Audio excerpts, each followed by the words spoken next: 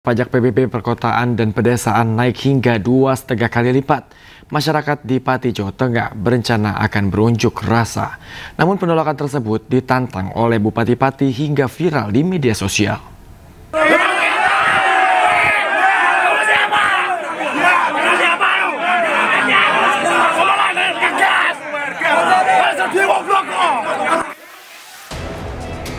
Aksi demo penolakan kenaikan pajak bumi dan bangunan perkotaan dan perdesaan di barat laut Simpang 5 Pati, Jawa Tengah, ricuh. Adu mulut terjadi antara pendemo dengan anggota Satpol PP lantaran donasi yang mereka galang diangkut paksa. Hal itu memicu amarah peserta demo dan massa mengepung markas Satpol PP Pati mendesak donasi yang telah diangkut paksa untuk dikembalikan.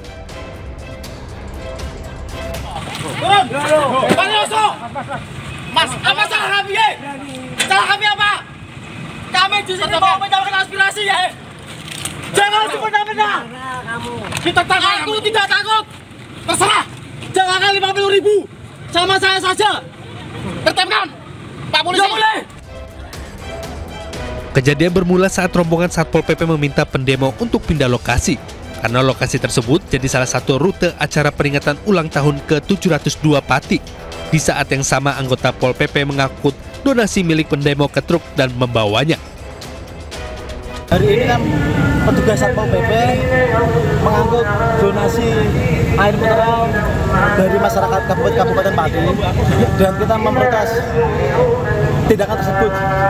Karena apa ya? Karena kita sudah memberi surat pemberitahuan aksi penggalangan donasi untuk demo 13 Agustus. Suratnya sudah kita kirim ke Pak Kapolres dan kita sudah kirim ke Pak Bupati. Sementara viral di media sosial terkait tanggapan Bupati Pati yang menantang warga tentang demo penolakan kenaikan PBB pada tanggal 13 Agustus mendatang yang membuat geram warga. Jadi aksi penolakan pajak tanggal 17 Agustus ya? Siapa yang akan melakukan penolakan pajak yang undur, silahkan lakukan. Jangan hanya 5.000 orang, 50.000 orang aja suruh ngerahkan. Saya tidak akan gentar. Para pendemo merencanakan demo besar-besaran pada 13 Agustus mendatang untuk menolak kenaikan pajak bumi, bangunan perkotaan, dan pedesaan di Pati, Jawa Tengah. Hal tersebut dilakukan karena kenaikan hingga 250% atau 2,5 kali lipat pajak dianggap menyengsarakan masyarakat. Dari Pati, Jawa Tengah, Lazarus Sandi, iNews melaporkan. Penutupan sementara kebun binatang Bandung atau Bandung Zoo oleh manajemen baru berujung ricuh. Sekelompok orang yang diduga massa dari manajemen lama memaksa masuk dan mendobrak pintu utama hingga rusak parah.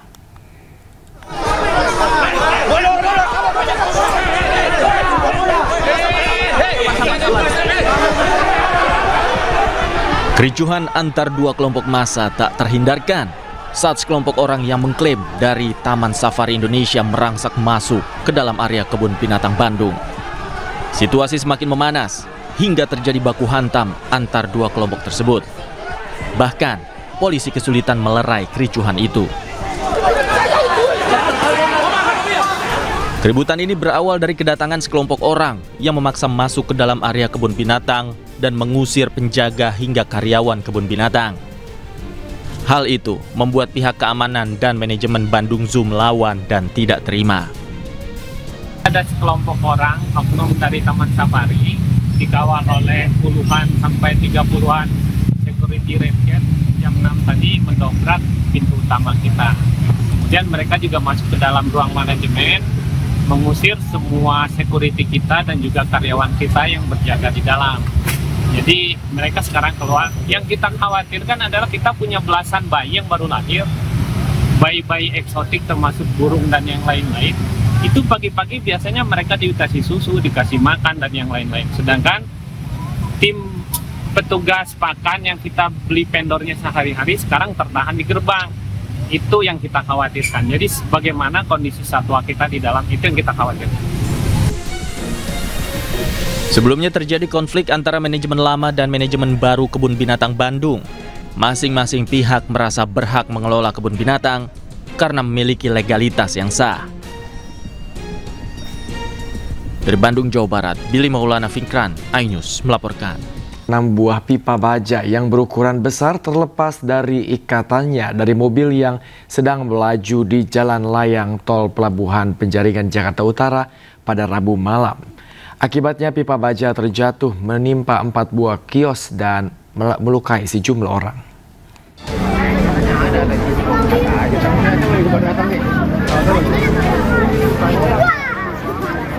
6 buah pipa baja sepanjang 12 meter terjatuh dari atas tor pelabuhan dan menimpa 4 buah kios di Pasar Cipluk, Rawa Bebek Penjaringan, Jakarta Utara. Pipa baja jatuh setelah rantai yang mengikatnya di truk kontainer terputus. 4 buah kios hancur tertimpa pipa, sementara 5 orang pemilik dan penjaga kios mengalami luka-luka akibat tertimpa reruntuhan kios.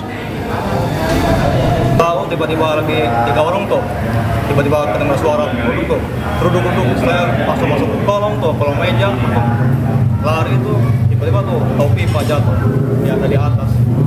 Itu abang lagi gimana posisinya? Lagi duduk berdua ini sama ini. Ketimpa? Sempat ketimpa nggak? Langsung kayu doang, paling kayu warung. Kayu warung. Usai peristiwa, sopir truk kontainer dibawa petugas ke Polsek Penjaringan, Jakarta Utara untuk dilakukan pemeriksaan. Sementara kelima korban dibawa ke klinik terdekat untuk mendapatkan perawatan. Dari Jakarta, Sofian, iNews melaporkan. Pencurian kendaraan bermotor marak di Kelurahan Kedaung, Kaliangke, Cengkareng, Jakarta Barat. Dalam sebulan terakhir, 5 unit sepeda motor milik warga di RW 5 Raib digasak pencuri.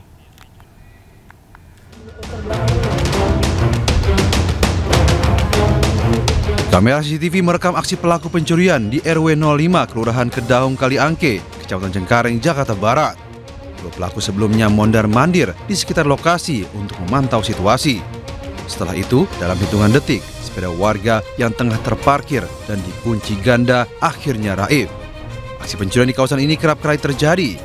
Pelaku biasanya memanfaatkan situasi sepi, mengincar sepeda motor yang terparkir di depan rumah. Pada bulan Juli kemarin, sedikitnya 5 unit sepeda motor milik warga di RW 05 Kelurahan Kedaung, Kaliangke yang raib digasak pencuri. Sejumlah warga sudah melaporkan aksi pencurian tersebut ke pihak kepolisian setempat dan berharap polisi bergerak cepat untuk menangkap para pelaku. Dari Jakarta, Rizky Falupi melaporkan. Seorang pelaku pencurian sepeda motor di area parkir kampus IPB Bogor, Jawa Barat diamuk massa. Aksi pencurian pelaku terekam kamera pengawas.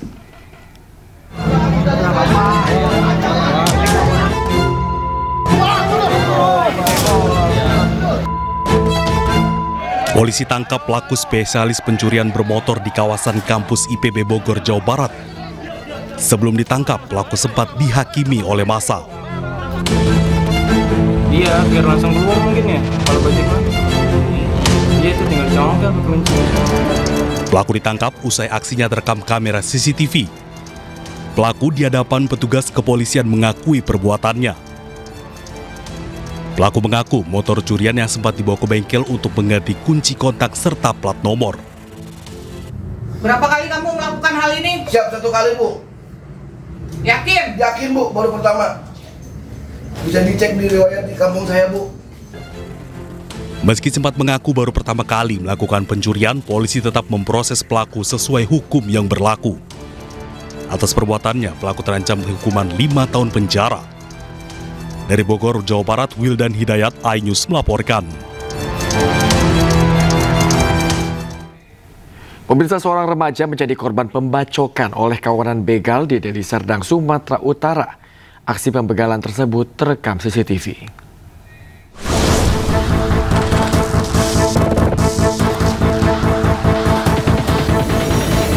Detik-detik seorang remaja pengendara sepeda motor jadi korban pembacokan oleh pelaku begal di Deli Serdang, Medan, Sumatera Utara terekam CCTV. Korban langsung terjatuh, kemudian motornya digasak para pelaku. Sebelumnya, para pelaku bersenjata tajam telah membuntuti korban, bahkan memepet korbannya saat melintas di jalan sempit. Usai alami luka bacok, korban teriak minta tolong hingga sejumlah warga berdatangan dan membawanya ke rumah sakit. Korban mengaku tak menyangka jika dirinya bisa jadi sasaran aksi begal. Dipepet, di parangnya ya dibacok lah ya. Dia kena juga kakinya kena darah, tangannya lah kakinya. Tapi kena lah, ada darah lah. Aku pas keluar gitu terus kena.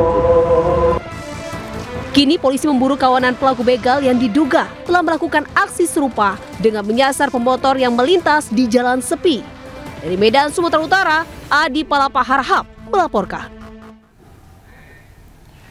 Pemirsa, Polres Kuantan Sengingi menggerebek aktivitas tambang emas ilegal di Kecamatan Kuantan Tengah, Kabupaten Kuantan Sengingi, Riau. 3 orang pelaku ditangkap bersama sejumlah barang bukti.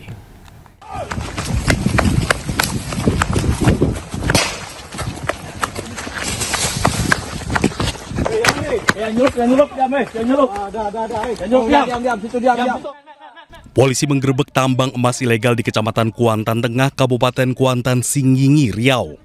3 orang pekerja tertangkap tangan sedang melakukan aktivitas penambangan emas tanpa izin. Selain menangkap 3 orang, polisi juga menyita 1 unit mesin diesel, 2 selang, 1 dulang, 3 karpet, dan 2 rakit peti. Barang bukti yang didapat ini kemudian langsung dimusnahkan, sementara 3 pekerja dibawa ke Polres Kuantan Sengingi. Aktivitas penambangan ilegal ini tengah marak di wilayah Kuantan Sengingi. Penambangan ilegal ini menyebabkan aliran sungai Kuantan tercemar dan merusak lingkungan. Dari Kuantan Sengingi, Riau, Indra Yose Rizal, iNews melaporkan.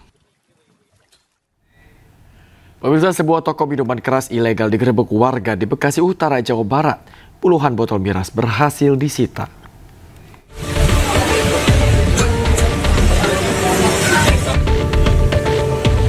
Warga menggeruduk toko yang menjual minuman keras di Jalan Raya Kaliabang Bungur, Bekasi Utara, Kota Bekasi, Jawa Barat.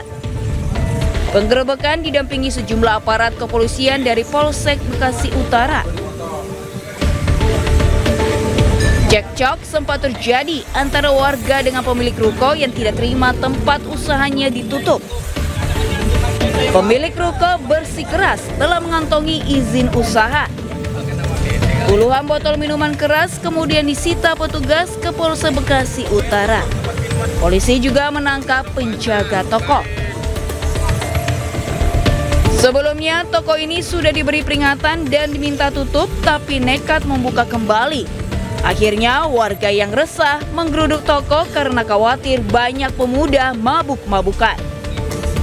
Dari Bekasi, Jawa Barat, Rahmat Hidayat, iNews melaporkan. Diduga akibat salah injak pedal gas dan rem, sebuah mobil tercebur di aliran kali Hibrida, Kelapa Gading, Jakarta Utara. Beruntung pemirsa, ibu dan anak yang berada di dalamnya selamat dan berhasil keluar.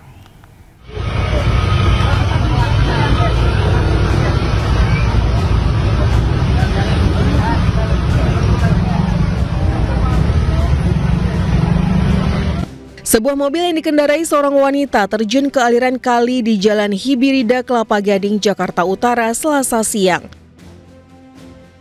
Dibantu sejumlah warga, pengemudi dan anak yang berada di dalam mobil berhasil dievakuasi keluar dengan selamat. Menurut saksi, mobil awalnya akan diparkirkan, namun diduga karena salah injak pedal gas, akhirnya mobil meluncur ke depan dan tercebur. Mau parkir, udah selesai lurus, ibu aturan mundur, langsung ngegas ke depan, langsung kejebur. Udah begitu aja. Nah, di dalam ada yang punya mobil, ibu sama anaknya yang masih TK, cuman tidak apa-apa, masih sehat. Beruntung tidak ada korban jiwa dalam peristiwa ini dan mobil berhasil dievakuasi dari dalam aliran kali serta langsung dibawa ke Satlaka Lantas wilayah Jakarta Utara. Dari Jakarta, Sofian Firdaus, iNews melaporkan. Seorang ibu dan anaknya tercebur ke dalam limbah tinja atau tangki septik di Ciracas, Jakarta Timur. Proses evakuasi ibu yang berbobot 150 kg itu berlangsung dramatis menggunakan alat khusus.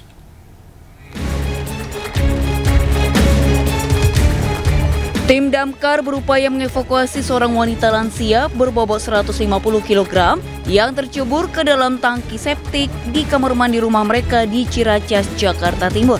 Proses evakuasi berlangsung selama 1 jam menggunakan alat khusus. Sebelumnya, korban yang dalam kondisi sakit diantar anaknya ke kamar mandi. Namun diduga penutup septic tank tak kuat menahan beban. Keduanya akhirnya tercebur. Keluarga sempat berupaya mengevakuasi korban namun tidak berhasil. Hingga akhirnya meminta tolong damkar. Setelah diangkat ke permukaan, lansia obesitas ini kemudian dibawa ke rumah sakit menggunakan ambulans. Sementara itu, anaknya hanya mengalami luka ringan. Dari Jakarta, Rio Manik, iNews melapor. Serangan udara Israel di jalur Gaza terus menyasar lokasi-lokasi yang seharusnya dilindungi. Di Gaza Barat, Israel membombardir fasilitas kesehatan milik PBB.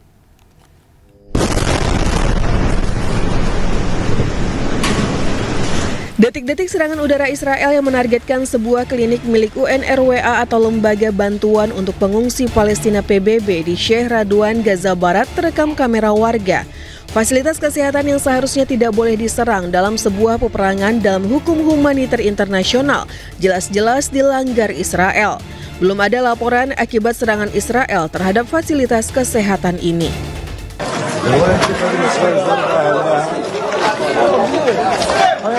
Sementara di Gaza Tengah, Israel juga membombardir sebuah kamp pengungsian baru di utara Nuseirat. Akibat serangan udara ini, sejumlah warga yang tengah menderita kelaparan menderita luka-luka. Warga pengungsi lain berusaha mengevakuasi korban terluka.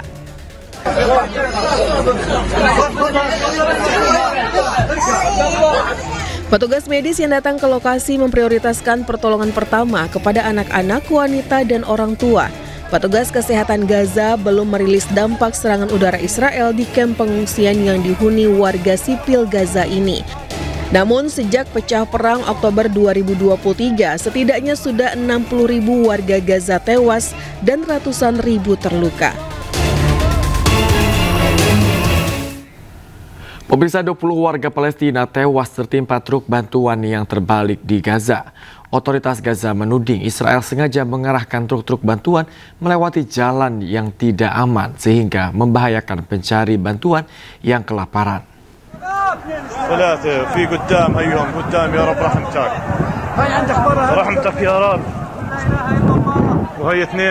Kepanikan terjadi di dekat kamp pengungsi Nuseirat di kota Deir al-Balah, Gaza.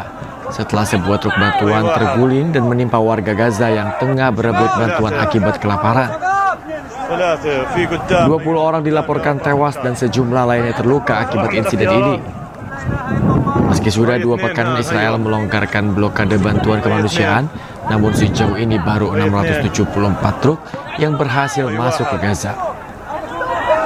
Sementara untuk menghidupi 2 juta warga Gaza, menurut otoritas setempat dibutuhkan 600 truk bantuan setiap harinya.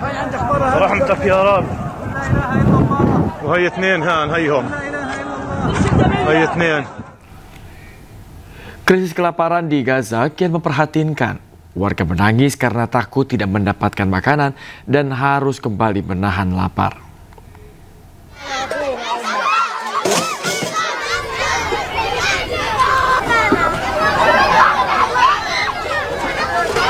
Pemandangan warga Gaza yang menangis histeris saat antre bantuan makanan dari dapur relawan sudah menjadi pemandangan sehari-hari. Warga khawatir tidak bisa membawa pulang semangkuk makanan untuk keluarganya di rumah. Rumah sakit Gaza mencatat sedikitnya 8 orang tewas akibat kelaparan dalam 24 jam terakhir.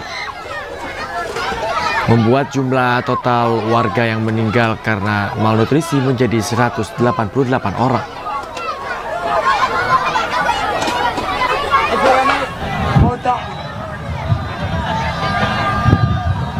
Di lokasi berbeda, pemirsa, ratusan warga yang putus asa nekat menaiki truk yang masih berjalan dan menjarah bantuan. Dengan alasan yang sama, kekhawatiran tidak bisa bertahan hidup di tengah krisis kelaparan dan blokade yang masih berlangsung di Gaza.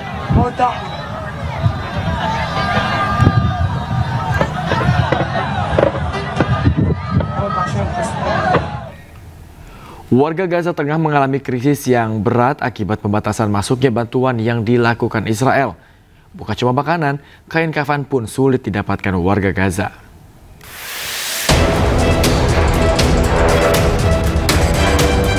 Setiap harinya warga Gaza terus berjuang untuk bertahan hidup di tengah gempuran perang dan kelaparan. Krisis pangan yang parah pun terus terjadi akibat pembatasan masuknya bantuan yang dilakukan oleh Israel. Tak hanya makanan, kain kafan pun tak bisa didapat oleh warga Gaza yang meninggal dunia. Akibatnya terlihat pemandangan yang tak biasa di rumah sakit Gaza. Jenazah warga Palestina yang syahid akibat kejahatan Israel hanya dibalut selimut. Warga mengatakan kondisi yang memprihatinkan itu terjadi karena pembatasan masuknya bantuan kemanusiaan di perbatasan yang terus berlanjut. Padahal korban tewas terus meningkat setiap harinya. Korban tewas tak hanya berjatuhan karena gempuran tembakan oleh Israel. Kelaparan kini juga menjadi pembunuh terbaru di Gaza. Kementerian Kesehatan Palestina mencatat 5 orang tewas akibat kelaparan atau malnutrisi dalam 24 jam terakhir pada Senin lalu. Total jumlah warga yang meninggal akibat kelaparan saat ini meningkat menjadi 180 orang.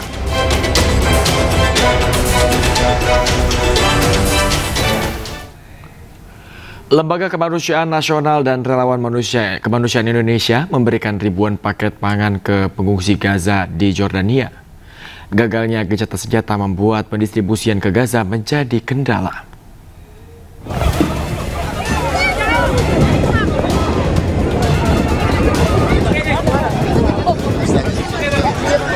Lembaga Zakat Nasional dan Relawan Kemanusiaan Tim Peduli di Jordania serta lembaga kemanusiaan milik pemerintah kerajaan Jordania memberikan bantuan kemanusiaan untuk rakyat Gaza maupun pengungsi Palestina di Jordania. Bantuan paket bahan pangan keluarga sebanyak 1.000 paket dibagikan ke pengungsi Palestina di Jordania. Selain itu, bahan pangan 1.000 paket pakaian, alat kebersihan beserta uang tunai juga diberikan untuk pengobatan anak-anak Gaza Palestina. Gagalnya gencatan senjata antara Israel Hamas menyebabkan banyak warga Gaza Palestina mengungsi ke Jordania, sementara bantuan dunia internasional sedikit menjadi kendala dalam hal pendistribusian. Lembaga Amil Zakat Nasional, Inisiatif Zakat Indonesia IZI, tentu dengan dukungan dari banyak sekali donatur, berencana akan menyalurkan bantuan untuk warga Palestina yang terdampak, yang saat ini banyak tersebar di wilayah perbatasan Jordania. Selain itu, para pengungsi Palestina membutuhkan pakaian, biaya pengobatan, obat-obatan, susu bayi, hingga air bersih. Tim Liputan iNews melaporkan.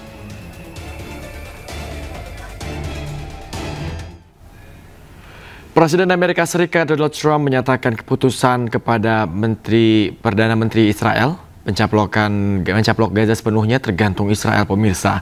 Ia kini fokus memberi makan warga Gaza yang menderita kelaparan.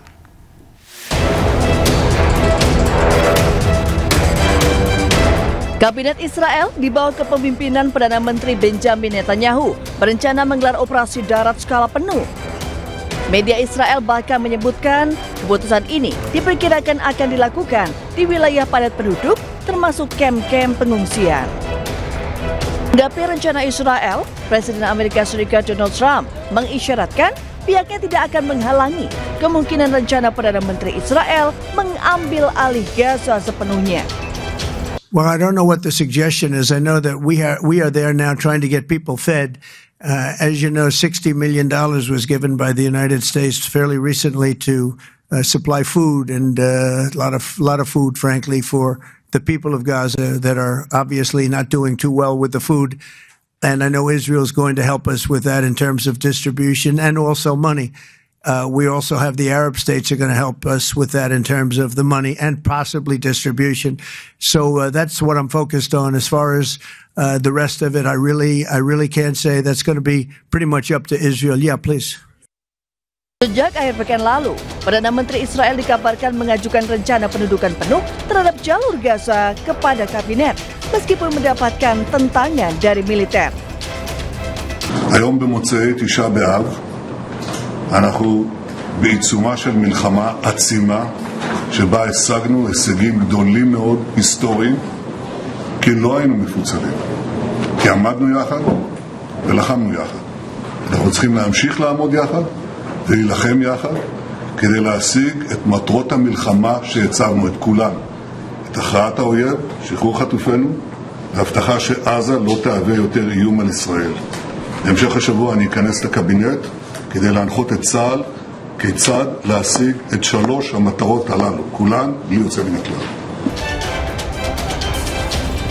Saat ini, pasukan pendudukan Israel mengklaim telah menguasai 75% wilayah Gaza. Namun di bawah rencana baru ini, militer diperintahkan menguasai seluruh wilayah, menjadikan Gaza sepenuhnya di bawah kontrol Israel.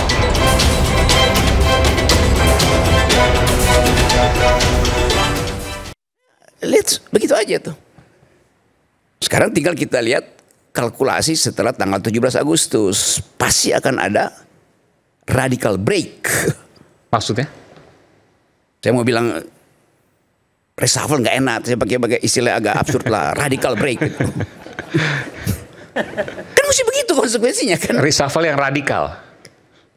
Ya, saya nggak bilang reshuffle yang radikal. Radical break. Gitu. Satu kejadian yang pasti menggemparkan. Setelah 17 Agustus? Ya pastilah. Masa 17 Agustus 80 tahun kan kita mau bahagia dulu kan. Okay. Tapi nggak mungkin kebahagiaan itu diperpanjang kalau suara emak-emak, suara BEM masih berisik tuh. Dan berisiknya itu pasti karena anak-anak ini, mahasiswa ini atau emak-emak atau masyarakat sipil menuntut konsekuensi dari polisi itu terhadap perubahan politik kan. Koreksi kalau saya salah. Anda menggunakan radical break setelah 17 Agustus Pak Prabowo. Saya bertanya pada Anda, membersihkan apa yang kemudian pengaruh dari Pak Jokowi? Itu dengan sendirinya begitu. Setelah 17 Agustus? Ya masa ampasnya didiamin. Para pelaku usaha harus bayar royalti jika mereka memutar musik lokal dan luar negeri di ruang komersial. Sementara itu melalui Instagram pribadinya, Ahmad Dhani menyatakan menggratiskan penggunaan lagu-lagu Dewa 19.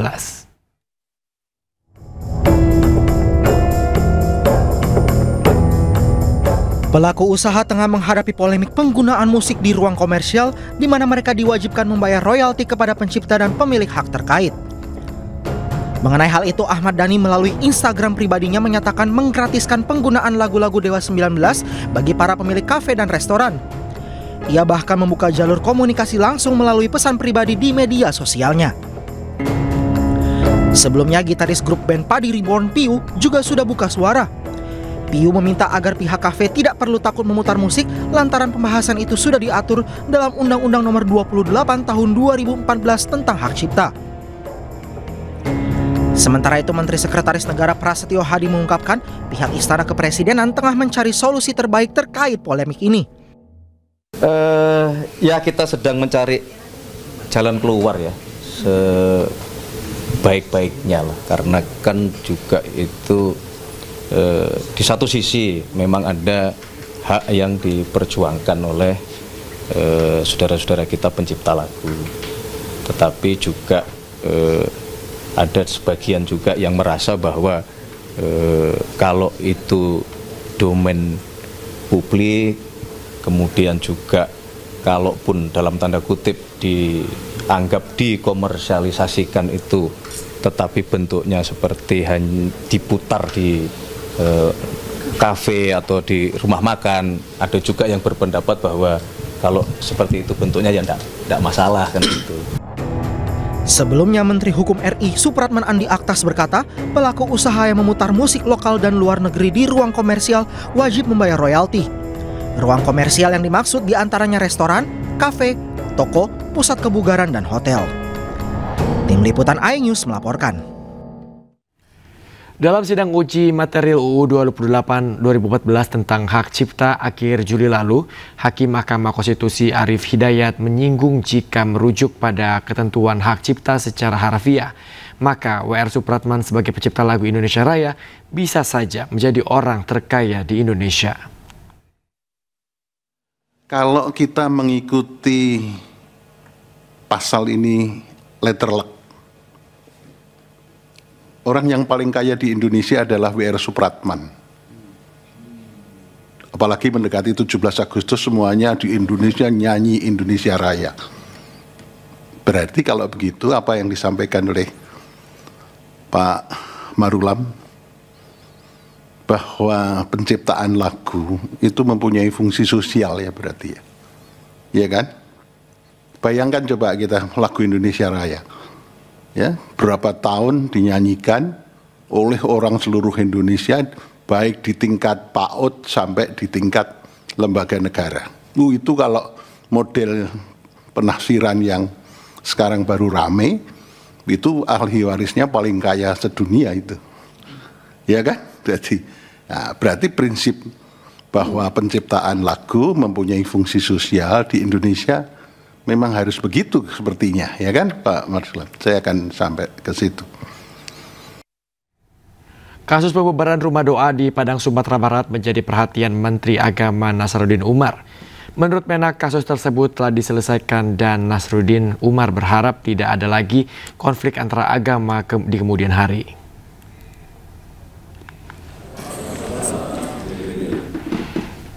Di sela-sela pembukaan acara silaturahmi Forum Kerukunan Antar Umat Beragama dan Lembaga Keagamaan di Gading Serpong, Tangerang, Banten, Menteri Agama Nasaruddin Umar menyoroti kasus pembubaran rumah doa di Padang, Sumatera Barat. Dirinya menyampaikan keprihatinannya atas masih adanya konflik antar umat beragama di Indonesia. Menurut Menteri Agama Nasaruddin Umar, kasus pembubaran rumah doa di Padang, Sumatera Barat yang terjadi beberapa waktu lalu tengah diselesaikan. Dirinya pun berharap tidak ada kasus serupa atau kasus konflik antar agama di kemudian hari.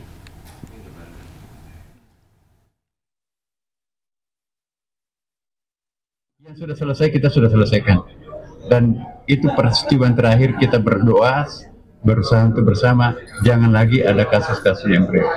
Apa yang dikatakan tadi Pak Sekjen, sebetulnya konflik itu bukan disebabkan oleh doktrin agama, ya, tetapi lebih disebabkan oleh misunderstanding antara satu kelompok dengan kelompok lain. Jadi maka itu kita akan nanti menciptakan satu hegemoni sosial yang akrab satu sama lain. Ada forum-forum kebersamaan yang kita lakukan secara interfaith, ya, sehingga dengan demikian kita akan cair, tidak kaku, dan insya Allah akan menganggap teman-teman kita itu adalah sangat solidaritas yang sangat fundamental, gitu kan. Pemirsa, Lembaga Akreditasi Mandiri memegang peranan yang penting dalam menjaga kualitas pendidikan di Indonesia.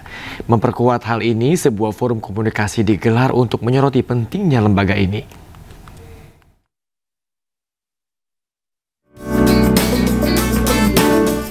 Lembaga Akreditasi Mandiri Pendidikan Tinggi Kesehatan Indonesia menyelenggarakan seminar bertajuk Perjalanan LAMPTKes menjadi lembaga akreditasi nasional dan internasional bidang ilmu kesehatan. Seminar ini menyoroti pentingnya lembaga akreditasi mandiri untuk menjaga mutu pendidikan tinggi kesehatan di Indonesia. Akreditasi dinilai memiliki peran krusial sebagai cara untuk memastikan mutu program studi, terutama di bidang kesehatan. Level standar yang oleh LAM itu dipegang. Ya. Nah, ini kita takuti, ya, jangan sampai ini terjadi karena kadang hilangnya LAM, hilangnya dicabutnya LAM pada Undang-Undang 12 itu akan mengganggu masa depan mutu prodi, dan tentunya ya yang kita takuti juga masa depan produk-produk kita itu, yaitu para hasil-hasil prodi kesehatan itu di bawah standar. Lembaga Akreditasi Mandiri Pendidikan Tinggi Kesehatan Indonesia ini telah diakui oleh lembaga internasional khususnya untuk program studi kedokteran. Penilaian yang dilakukan bersifat spesifik dan melibatkan para ahli di bidangnya. Dari Jakarta, Abdul Aziz Sutrisno, iNews melaporkan. Pemirsa, Pemprov Kalimantan Utara menerima penghargaan terkait pendanaan ekologis. Hal ini dilandasi komitmen Pemprov Kaltara untuk dapat terus meningkatkan pendanaan lingkungan hidup.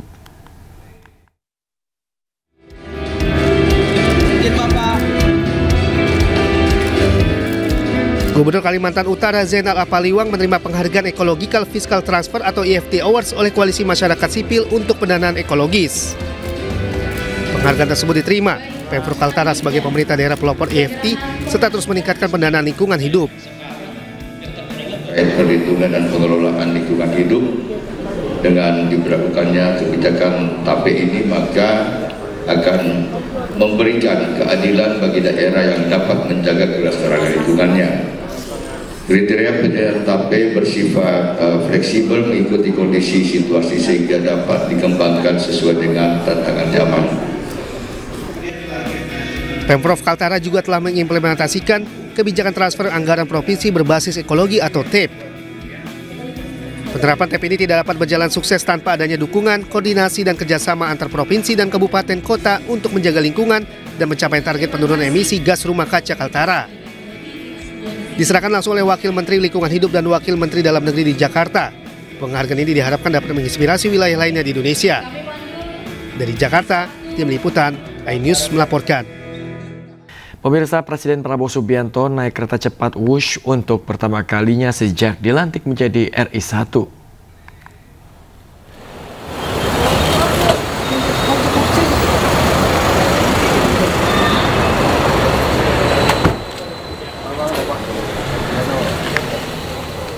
Prabowo tiba di Stasiun Halim Perdana Kusuma Rabu malam menggunakan mobil maung Garuda Putih.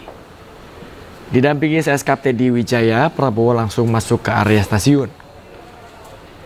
Setelah menempel kartu khusus di gate, Prabowo langsung naik eskalator menuju peron dan masuk ke gerbong VIP kereta Wush nomor nomor G1057. Perjalanan ke Bandung ditempuh sekitar 45 menit. Dalam kunjungan kerja di Bandung, Prabowo akan menghadiri konferensi Sains dan Teknologi di Sabuga ITB bersama peraih Nobel Fisika Konstantin Novoselov.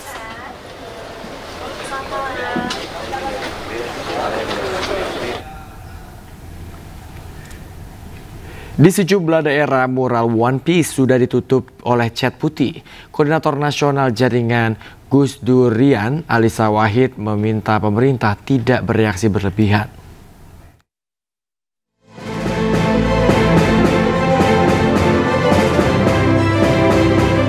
Jelang HUT ke-80 RI, muncul mural One Piece di kawasan Sawangan, Depok, Jawa Barat. Menurut salah seorang warga, gambar tersebut baru saja terlihat 2 hari lalu, namun dirinya tak tahu siapa yang membuat. Usai viral di media sosial Rabu siang, mural One Piece tersebut nampak sudah ditimpa dengan cat merah putih. Gambar One Piece? Itu udah ada dari berapa hari Pak kira-kira Pak? Nggak, ya kita nggak perhatiin, cuma udah ada aja gitu. Mungkin satu. Saya dagang kan malam kan, pas saya ngeliat juga malamnya sih. Oh, sudah ada ya? Satu hari atau 2 hari mungkin Pak? Saya 2 hari yang lalu lah. 2 hari. Terkait maraknya pengibaran bendera Jolly Roger One Piece, Koordinator Nasional Jaringan Gus Durian, Alisa Wahid, buka suara. Dia meminta pemerintah untuk tidak bereaksi berlebihan, lantaran munculnya bendera One Piece merupakan bentuk kreativitas anak muda dalam mengkritik pemerintah. Yang penting 10 cm di bawah bendera merah putih kan paling gitu ya. Gitu. Ya udah, ini ekspresi kreatifnya anak-anak. Kita harusnya bersyukur anak-anak mudanya kreatif, memberikan kritik itu dengan cara yang tidak menimbulkan keonaran gitu ya, atau kerusakan. Gitu. Sebelumnya viral di media sosial, bendera karakter bajak laut dari manga One Piece berkibar di sejumlah daerah, mulai dari atap rumah warga hingga kendaraan di jalan raya. Fenomena tersebut lantas dikaitkan dengan ekspresi kekecewaan warga terhadap kondisi bangsa Indonesia saat ini. Tim Liputan iNews melaporkan. Pasca viral, pemerintah pastikan tidak ada razia bendera One Piece. Pemerintah pun terbuka dengan kritikan masyarakat atas kinerjanya. Kalau makna kritik kan kita sangat terbuka, pemerintah sangat terbuka, dan kita menyadari kok. Kita menyadari bahwa memang masih banyak pekerjaan rumah, ya, masih banyak yang harus kita perbaiki. Nggak ada juga kita mau merazia, mau apa, nggak ada. Pemirsa, Menteri Pertahanan Syafri Samsudin angkat bicara soal fenomena pengibaran bendera One Piece menjelang kemerdekaan RI. Dirinya tidak mempermasalahkan fenomena tersebut asalkan bendera One Piece tidak dipasang di bawah sangsaka merah putih. Harus berpikir jernih bahwa ini kan kemerdekaan direbut dengan darah, keringat, dan air mata. Itu bendera merah putih dijahit oleh Ibu almarhum Megawati Soekarno. masih benderanya tuh, jangan kok pajak di bawahnya bendera itu dong, kan masih banyak juga orang yang biasa, ya kan? Ya terserah kalian lah, bagaimana menilai. Tapi saya pikir sebaiknya tidak. Komisi Pemberantasan Korupsi akan memanggil mantan Menteri Pendidikan, Kebudayaan, Riset, dan Teknologi Nadiem Makarim.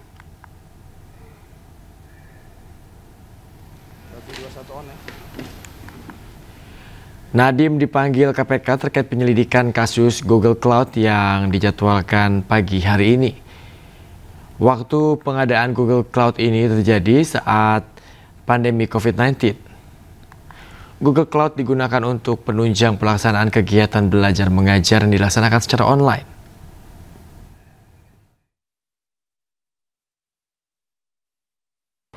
Benar KPK akan melakukan pemanggilan untuk permintaan keterangan kepada yang bersangkutan terkait dengan dugaan tindak pidana korupsi dalam Google Cloud di Kementerian Kemendikbudristek ya.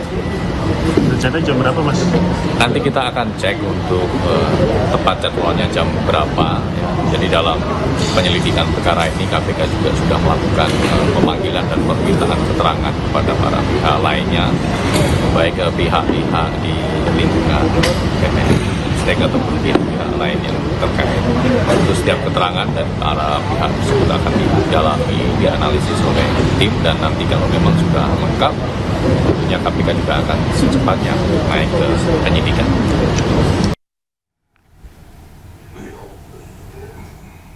Selain Nadiem, KPK juga menjadwalkan pemanggilan mantan Menteri Agama Yakut Khalil Qomas terkait korupsi kuota haji pada 7 Agustus 2025. Yakut akan dimintai keterangan sebagai saksi sebelum kasus ini naik ke tahap penyidikan.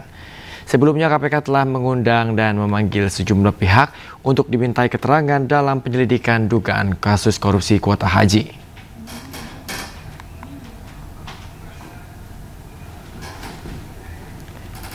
Tersangka kasus dugaan korupsi minyak mentah di anak usaha Pertamina, Muhammad Riza Khalid, akan segera ditetapkan dalam daftar pencarian orang atau DPO. Status DPO ini akan menjadi bagian dari pengajuan Red Notice ke Interpol.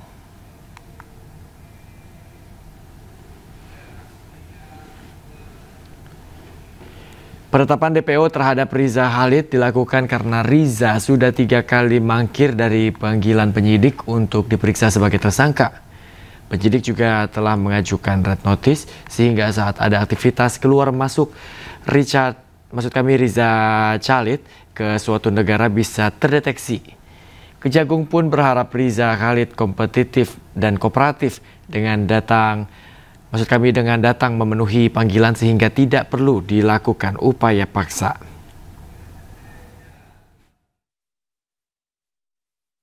Kita sudah melakukan pemanggilan terhadap MRC sebagai tersangka sebanyak 3 kali. Nanti selanjutnya ditindaklanjuti dengan langkah hukum, diantaranya penetapan DPO. Nah, ini kan kita lalui bertahap secara jenjangnya. Untuk memperoleh kita ke Red Notice ada tahapan yang kita lalui. Salah satu persyaratnya itu kan panggilan sudah sesuai aturan dan juga ada penetapan DPO-nya. Nanti diajukan Red Notice. Red Notice sudah kita layangkan sambil melengkapi ketentuan-ketentuan. Nantinya diagendakan, dirapatkan dengan dari Interpol di sini. Dan setelah itu baru dikirim ke Lyon, ke Prancis. Nanti setelah itu ketika di-approve nanti udah tinggal ditetapkan Red Notice keluar, udah nanti semua imigrasi seluruh dunia akan mengatakan yang bersangkutan akan ketika melalui. Kejaksaan Agung menetapkan Juristan tersangka kasus dugaan korupsi terkait Chromebook sudah masuk dalam daftar pencarian orang alias buron. JT setahu saya mungkin nanti saya cek lagi ya, pastinya kayaknya sudah DPO kayaknya ya. Oh, udah kayaknya. Red Notice itu Pak? Udah tutup dong, itu DPO itu bagian dari persyaratan nanti untuk dilengkapi untuk mengajukan Red Notice. Mahkamah Agung Republik Indonesia menanggapi laporan Tom Lembong soal dugaan pelanggaran kode etik dan profesionalisme oleh hakim yang menangani perkara korupsi vonis 4,5 tahun kasus impor gula. Mahkamah Agung menyatakan akan mempelajari laporan tersebut secara cermat.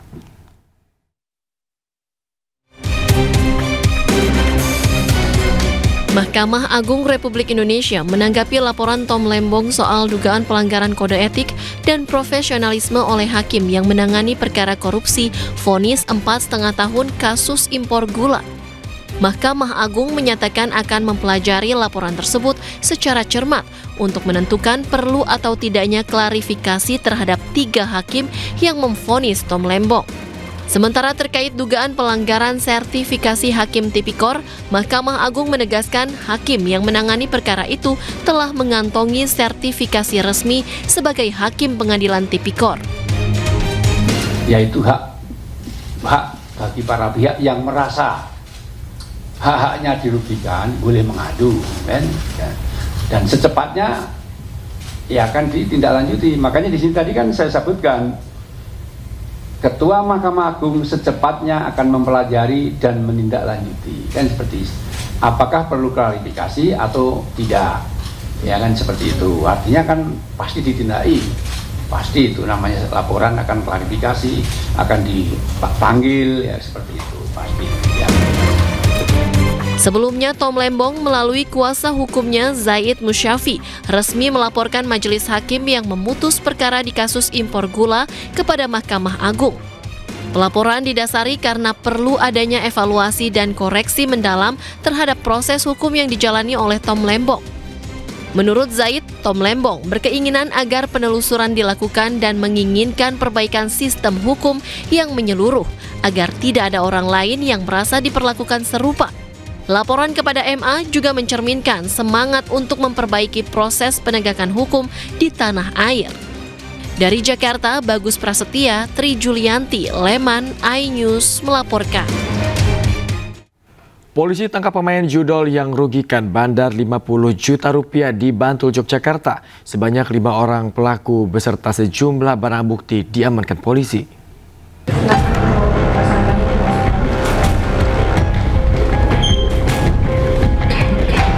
5 anggota sindikat judi online ditangkap tim di Treskrimsus Polda Daerah Istimewa Yogyakarta.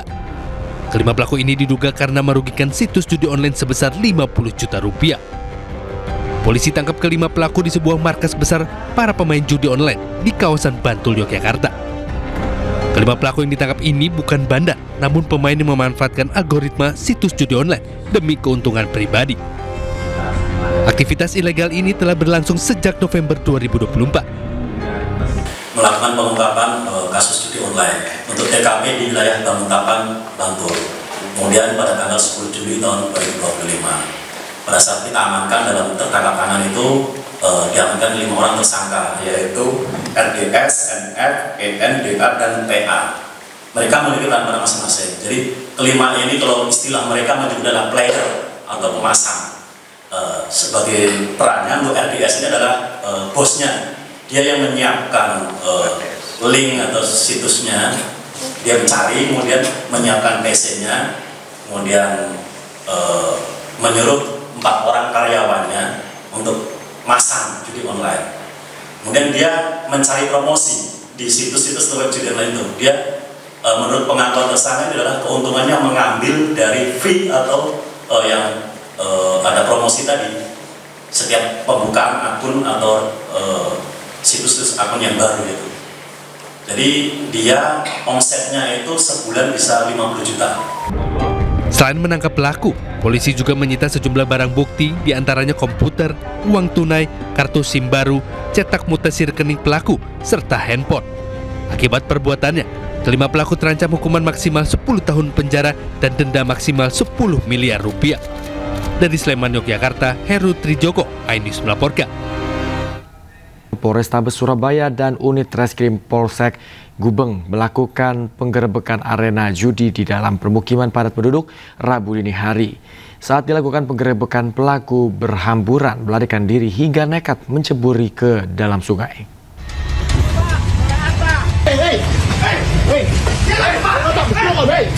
Pelaku judi ini berhamburan melarikan diri, bahkan nekat mencebur ke sungai saat tim Jogoboyo Polrestabes Surabaya dan unit Reskrim Polsek Gubeng melakukan penggerebekan. Meski berusaha kabur, 3 orang pelaku berhasil diringkus dan diamankan ke Mapolsek Gubeng Surabaya untuk pemeriksaan lebih lanjut. Pelaku mengaku menggelar judi remi hanya iseng untuk mengisi waktu setelah menerima uang gajian sebagai pembuat batu nisan. Polisi mengamankan barang bukti kartu remi dan uang taruhan judi sebesar Rp300.000 sebagai barang bukti. Dari Surabaya, Jawa Timur, Yuda Prawira, iNews melaporkan.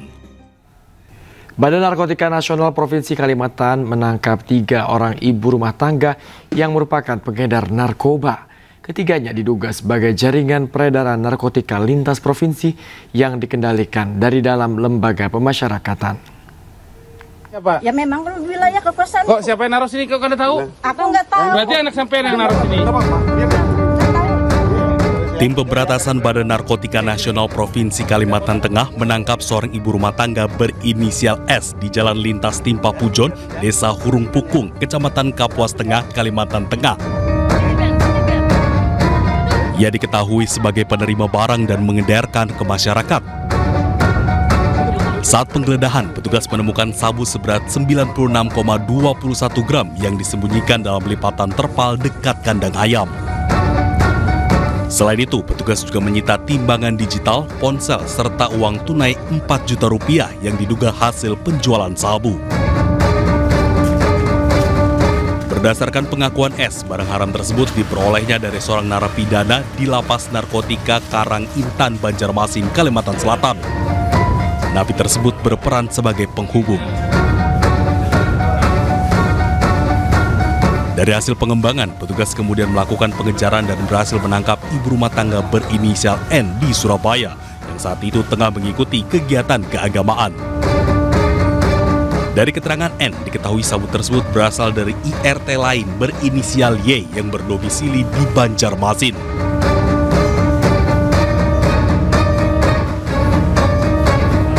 Ketiga tersangka saat ini ditahan di Rutan BNNP Kalimantan Tengah dan dijerat dengan Undang-Undang Narkotika dengan ancaman hukuman minimal 5 tahun penjara. Kasus ini masih dalam pengembangan petugas. Dari Palangkaraya, Kalimantan Tengah, Ade Sata, iNews melaporkan. Hakim Pengadilan Tinggi Kepulauan Riau memvonis mati mantan Kasat Narkoba Polresta Barelang, Satria Nanda, dan mantan Kanit Narkoba Sigit Sarwo Edi. Keduanya divonis mati setelah sebelum divonis seumur hidup di Pengadilan Negeri Batam.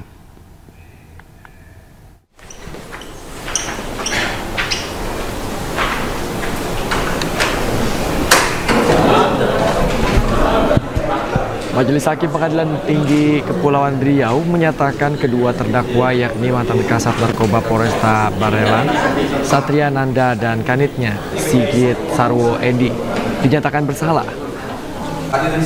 Majelis Hakim kemudian memutuskan mengubah vonis kedua terdakwa dari awal seumur hidup menjadi pidana mati. Terkait putusan ini, para terdakwa masih bisa melakukan upaya hukum dengan melakukan kasasi.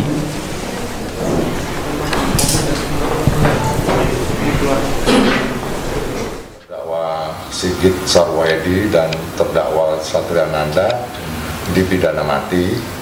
Kemudian yang lain yang 8 orang lagi itu anggota unit mereka itu dipidana dengan seumur hidup, menguatkan putusan. Hari ini, KPK jadwalkan pemeriksaan ex-Menteri Agama Yakut Khalil Qomas terkait kasus dugaan korupsi kuota haji 2024. Selengkapnya usai jeda, tetaplah di iNews Pagi.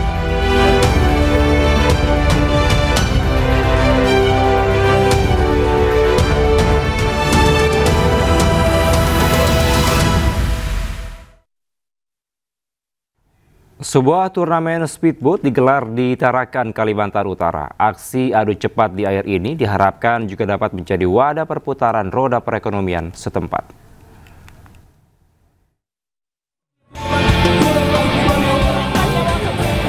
Pemprov Kalimantan Utara menggelar turnamen balap speedboat bertajuk Gubernur Cup 2025 di Lemakan Samudra, Tarakan, Kalimantan Utara. Dibuka langsung oleh Gubernur Kalimantan Utara Zainal Apaliwa.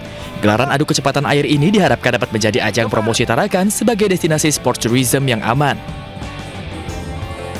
Selain menyajikan aktivitas yang menarik bagi masyarakat, adanya turnamen ini juga diharapkan dapat memajukan UMKM setempat sehingga dapat terus memutar roda perekonomian Kalimantan Utara. Mari kita berdoa supaya acara ini berjalan sukses, lancar, sama panitia, seluruh partisipan, seluruh peserta yang mensukseskan jalan yang dibuka. Sukses diselenggarakan dengan kerjasama lintas sektor. Kedepannya, turnamen ini diharapkan menjadi tradisi tahunan sehingga dapat mengenalkan Kalimantan Utara sebagai destinasi sport tourism. Dari Tarakan, Kalimantan Utara, Tim Liputan, iNews melaporkan. Kita ke informasi internasional pemirsa, serangan udara Israel di jalur Gaza terus menyasar lokasi-lokasi yang seharusnya dilindungi. Di Gaza Barat, Israel bombardir fasilitas kesehatan milik PBB.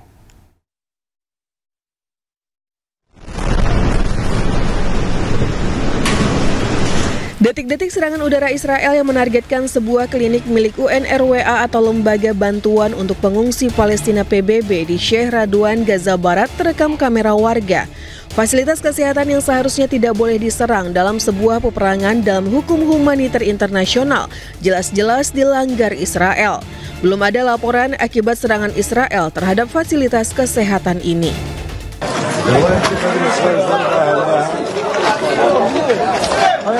Sementara di Gaza Tengah, Israel juga membombardir sebuah kamp pengungsian baru di utara Nuseirat. Akibat serangan udara ini, sejumlah warga yang tengah menderita kelaparan menderita luka-luka. Warga pengungsi lain berusaha mengevakuasi korban terluka.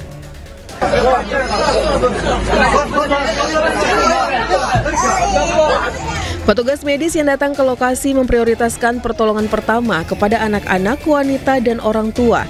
Petugas kesehatan Gaza belum merilis dampak serangan udara Israel di kamp pengungsian yang dihuni warga sipil Gaza ini. Namun sejak pecah perang Oktober 2023, setidaknya sudah 60.000 warga Gaza tewas dan ratusan ribu terluka. 20 warga Palestina tewas tertimpa truk bantuan yang terbalik di Gaza.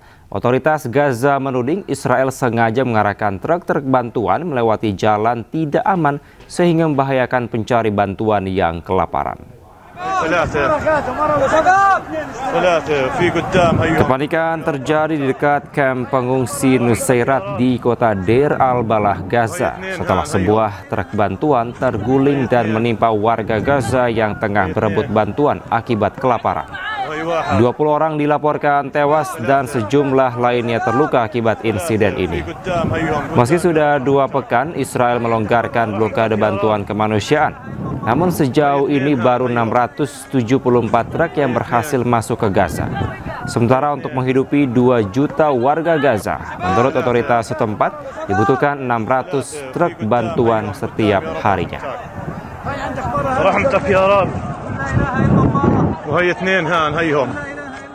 Krisis kelaparan di Gaza kian memprihatinkan. Warga menangis karena takut tidak mendapatkan makanan dan harus kembali menahan lapar.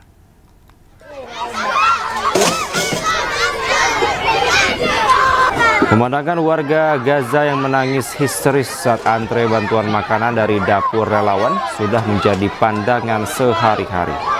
Warga khawatir tidak bisa membawa pulang semangkuk makanan untuk keluarganya di rumah.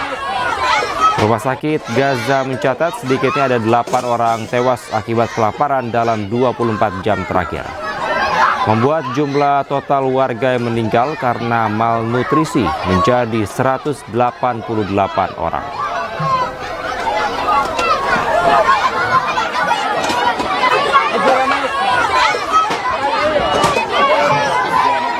Pemirsa, warga Gaza tengah alami krisis yang berat akibat pembatasan masuknya bantuan yang dilakukan Israel.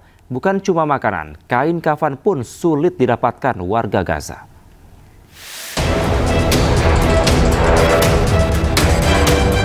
Setiap harinya warga Gaza terus berjuang untuk bertahan hidup di tengah gempuran perang dan kelaparan.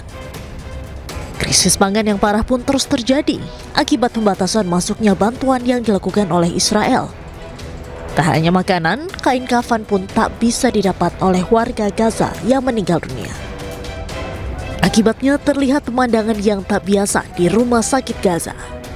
Jenazah warga Palestina yang syahid akibat kejahatan Israel hanya dibalut selimut. Warga mengatakan kondisi yang memprihatinkan itu terjadi karena pembatasan masuknya bantuan kemanusiaan di perbatasan yang terus berlanjut. Padahal korban tewas terus meningkat setiap harinya. Korban tewas tak hanya berjatuhan karena gempuran tembakan oleh Israel. Kelaparan kini juga menjadi pembunuh terbaru di Gaza.